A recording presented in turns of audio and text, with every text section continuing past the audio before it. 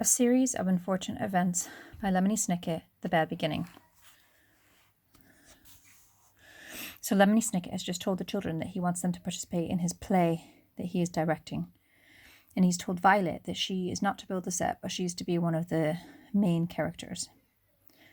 Count Olaf's one eyebrow raised slightly, and the Baudelaire orphans recognized the sign of his anger, but then the eyebrow went down again, as he forced himself to remain calm. "But I have such an important role for you out on stage," he said. "You are going to play the young woman I marry." Violet felt her oatmeal and raspberries shift around in her stomach as if she had just caught the flu.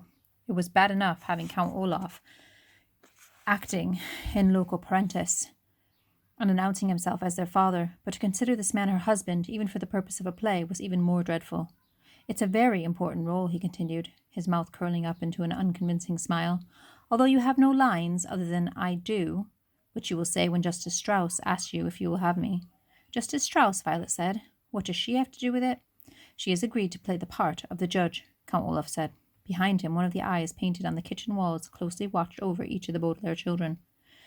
"I asked Justice Strauss to participate because I wanted to be neighbourly as well as fatherly." "Count Olaf," Violet said, then stopped herself. She wanted to argue her way out of playing his bride, but she didn't want to make him angry. "Father," she said, "I'm not sure I'm talented enough to perform professionally."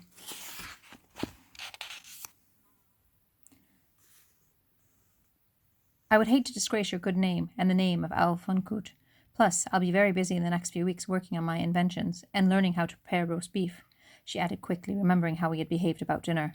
Count Olaf reached out one of his spidery hands and stroked Violet on the chin, looking deep into her eyes. "You will," he said, "participate in this theatrical performance. I would prefer it if you would participate voluntarily, but as I believe Mr. Poe explained to you, I can order you to participate, and you must obey." Olaf's sharp and dirty fingernails gently scratched on Violet's chin, and she shivered. The room was very, very quiet as Olaf finally let go and stood up and left without a word. The Baudelaire children listened to his heavy footsteps go up the stairs to the tower they were forbidden to enter. "Well," Klaus said hesitantly, "I guess it won't hurt to be in the play. It seems to be very important to him, and we want to keep on his good side.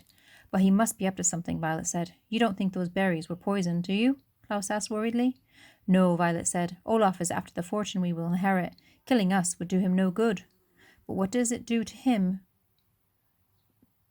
But what good does it do to him to have us be in his stupid play?" "I don't know," Violet admitted miserably. She stood up and started washing out the oatmeal bowls. "I wish we knew something more about inheritance law," Klaus said. "I'll bet Count Olaf has cooked up some plan to get our money, but I don't know what it could be." "I guess we could ask Mr. Poe about it," Violet said doubtfully, as Klaus stood beside her and dried the dishes. "He knows all those Latin legal phrases, but Mr. Poe would probably call Count Olaf again, and then he'd know we were on to him." Klaus pointed out. "Maybe we should try and talk to Justice Strauss. She's a judge, so she must know all about the law." "But she's also Olaf's neighbour," Violet replied, "and she might tell him that we had asked." Klaus took his glasses off, which he often did when he was thinking hard. "How could we find out about the law without Olaf's knowledge?" "Book!" Sunny shouted suddenly. She probably meant something like, "Would somebody please wipe my face?" But it made Violet and Klaus look at each other. Book. They were both thinking the same thing.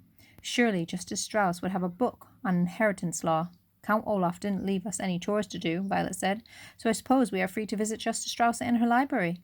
Klaus smiled. "Yes, indeed," he said. "And you know today I don't think I'll choose a book on wolves." "Nor I," said Violet. "On mechanical engineering. I think I'd like to read about inheritance law." "Well, let's go," Klaus said. "Justice Strauss said we could come over soon, and we don't want to be standoffish." At the mention of the word that Count Olaf had used so ridiculously, the Baudelaire orphans all laughed, even Sunny, who of course did not have a very big vocabulary. Swiftly they put away the clean oatmeal bowls in the kitchen cupboards, which watched them with painted eyes.